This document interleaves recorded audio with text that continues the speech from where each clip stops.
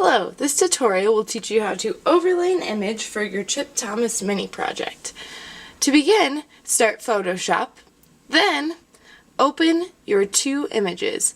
Click File at the top drop-down menu and then Open ... Then you will find your two images and select and open them. You can Control-click or Shift-click to select multiple images at once. I have chosen an image of a building on CSU campus and an image of wheatgrass to represent the agricultural school at that university. So now that I have both images open, I need to check my image size. The image I'd like to overlay must be smaller than the building image that I have chosen. So, to check the image size, you will go to the top drop-down menu and select Image, and then Image Size. It will give you pixel dimensions for your image. This one's about 2,700 by 2,100, and this one is about 1,900 by 1,200. So, my overlay image is in fact smaller than my building image. If I needed to adjust my image because it needs to be smaller, I would do so by entering a smaller number in the pixel dimension box. Please make sure that the aspect ratio is locked here so that you do not skew your picture while resizing. Since mine is already the appropriate size, I will not resize my image. Once your images are the appropriate size, then you may change your image to black and white. In order to desaturate your image, you are going to select Layer, New Adjustment Layer, and then Black and White. You will say OK, and then you will press Auto on this dialog box. Auto reads the colors in your image and suggests the best black and white edit for the image. We are going to use this to make sure that our images are crisp and have the right amount of contrast. Now that I have corrected my image so that it is desaturated, I am ready to reflatten my image. In order to do that, I need to right-click in the Layers dialog box on one of the layers. The black and white one is the one I have right-clicked on. And then you will select either Merge Visible or Merge Down. They both do the same thing in this case since there's only two layers. So Merge Down, I have a flattened black and white image again.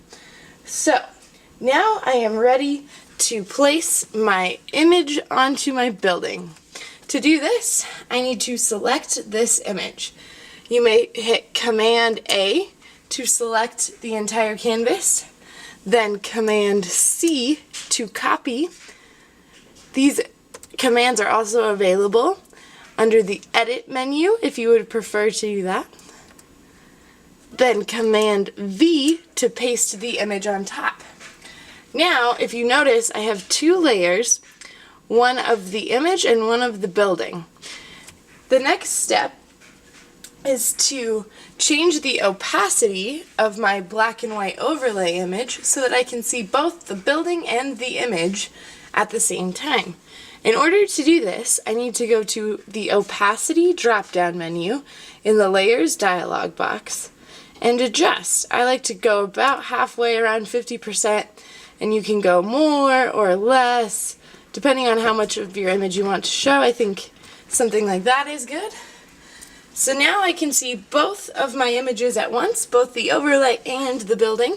Now that I can see both, I want to adjust my layers so that my composition is more pleasing, because right now it sort of cuts off around here on my windows, so I think that I could do a better composition by adjusting my layers. So to do that, I will select the Move tool at the very top of the left dialog box. I will use this to move my top layer around on my building. I think I'm going to align it on the very edge of my building here so it goes all the way to the edge. I think I like that. So I think compositionally this makes sense. So I'm ready to begin the next step. The final step that you need to do is to delete any part of your image that overlaps a door or a window so that it looks more believable and convincing. In order to do this, we need to create a layer mask. To create a layer mask, go up to the top drop-down menu, select Layer, and then Layer Mask, and Reveal All. It will create a white box, which is called a layer mask, over in the right-hand corner here. And basically, what this does is it has revealed the entire black and white image, and you can decide which parts you want to hide. In order to hide parts of your image, you will click on the brush tool and make sure that the black color is selected down here on the left. And once you've got that, then you may double check that you are selecting on your layer mask, which is the white box over here next to your layer. Once you have double checked that you are on your layer mask and not your layer itself, you can use this brush to take away parts of your image so that only what you want to show shows. There are opacity and brush size options up at the top here if you want to change that so you can get into the small spaces.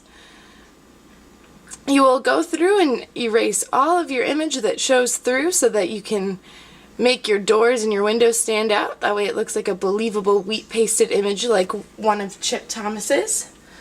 Once you have completed that and you feel like you have successfully made a convincing Chip Thomas emulation, then you will merge your layers back and flatten the image so that you can save it.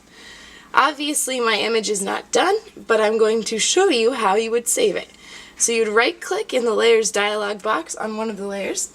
You will hit merge down or merge visible, same thing in this case since there's only 2 layers. We'll merge down. My image is now flat again and I am ready to save. To save, I will click the File from the top drop down menu and then I will click Save As. I need to make sure that my Save As type is selected as JPEG, and then my file name will be my first name underscore last name underscore CT for Chip Thomas. So for me it would be Marissa underscore Brown underscore CT, and then I will save it, and then I can go ahead and submit it to the Wix page. Under Create, there is a nifty little button that says Submit Your Artwork Here. That is all the steps for overlaying an image for your Chip Thomas mini project. Feel free to ask questions or view other resources via the website if you need any help.